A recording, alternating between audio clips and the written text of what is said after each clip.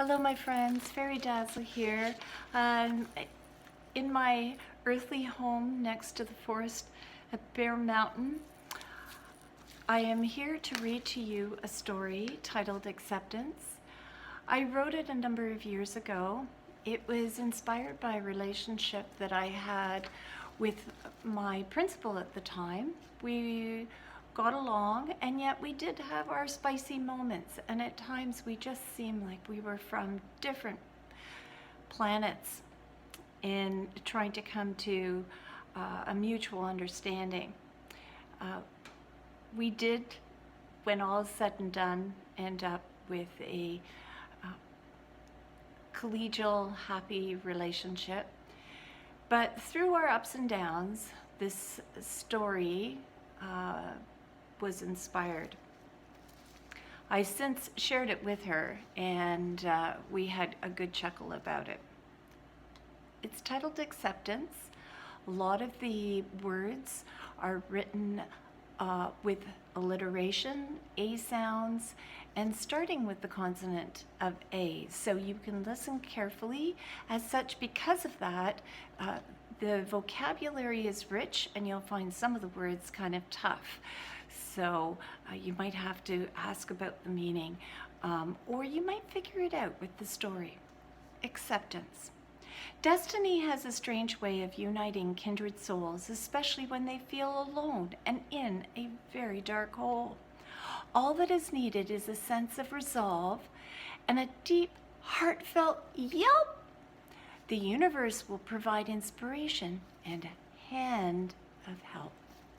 This happened to two little girls in a sleepy Alberta town. They both seemed to be happy-go-lucky, but at bedtime they felt teary and down. Each one ached to have their quiet agony go away, enduring teasing, taunting, and loneliness every day. Although they shared this pain, they were opposite, like black and white. One lived north in a fancy house, and a child of an attorney and an affluent socialite. The other lived south in a modest cottage, a child of a deli cook and a cleaning maid. Going to different schools, they never met, even though they were in the same grade. The girl from the north was very thin and petite, actually smaller than all her class, exceptionally smart and articulate, with dancing azure eyes like shiny blue glass. The dusting of freckles on her rosy cheeks looked attractive next to her apricot hair. Her name was Adrienne. She assertively walked, appearing like a princess of a millionaire. You would think that she had it all, but anxiety flooded her arteries and veins. Abiding audio assaults of Carrot Top read as they poked fun at her striking mane. To top it off, it was assumed that she was a snob, thinking she was above the rest. They would not accept her and kept all their interactions amenable and artificial at best. The girl from the south was chubby and larger than most boys and girls, abundantly creative and an academic, with alert amber almond eyes like golden pearls. Her auburn brown hair framed her ample smile and rosy apple cheeks. Her name, Mary, was short, unlike her tall, sturdy size, with hunched shoulders trying to resemble a pipsqueak.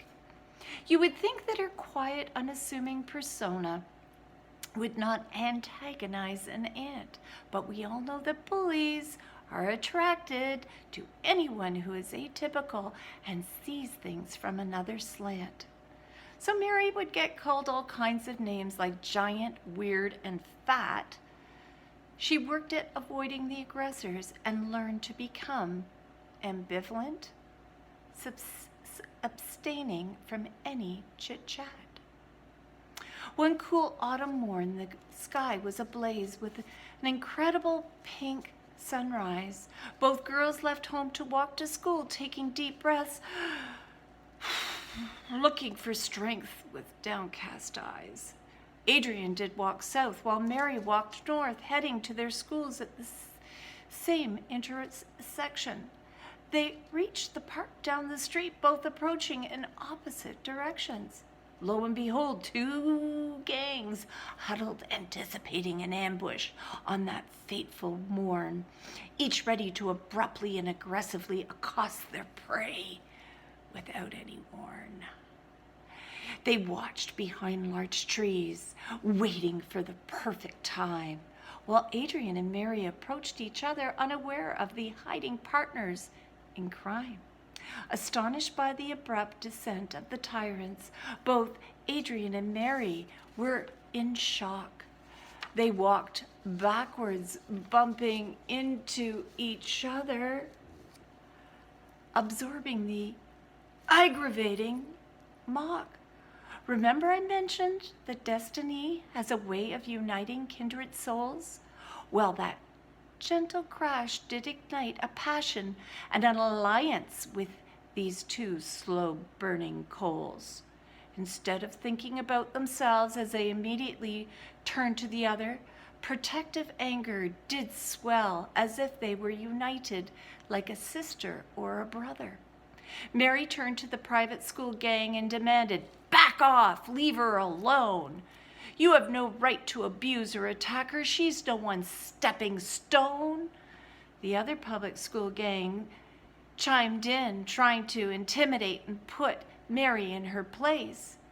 Admiral Adrian's adrenaline rose. Climbing up on the bench, she stared them in the face. "Don't you dare speak to her this way. She's in better shape than all of you. Have any of you thought you really don't even know us and our point of view?"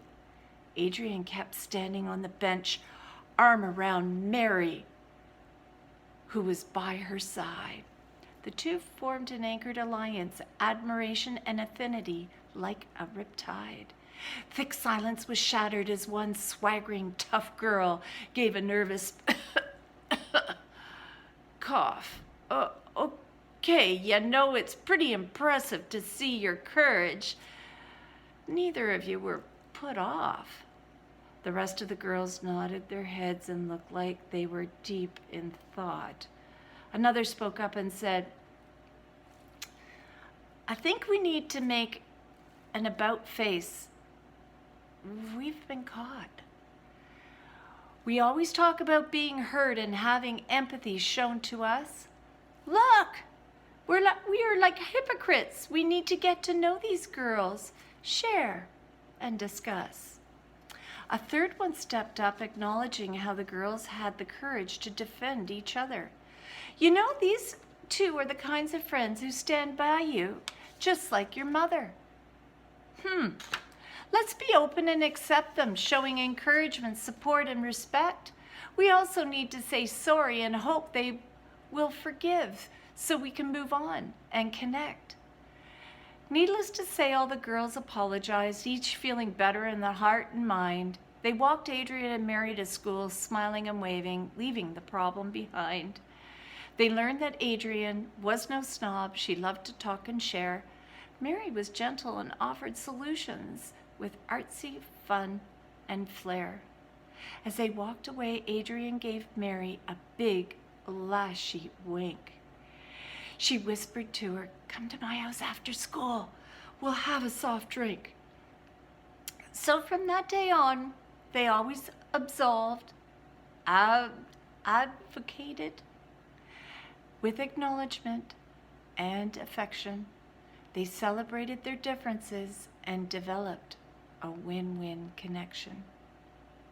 So my friends, I hope that your own personal stories can inspire you to write. And I challenge you, if you're one of the older students, and even maybe one of the younger ones, you'd like to do a little bit of reader's theater and act the story out. Might be kind of fun for social skills practice. So my friends, enjoy your week. I hope your weather is not like Newfoundland's, where you're going to be digging out all week. Good night.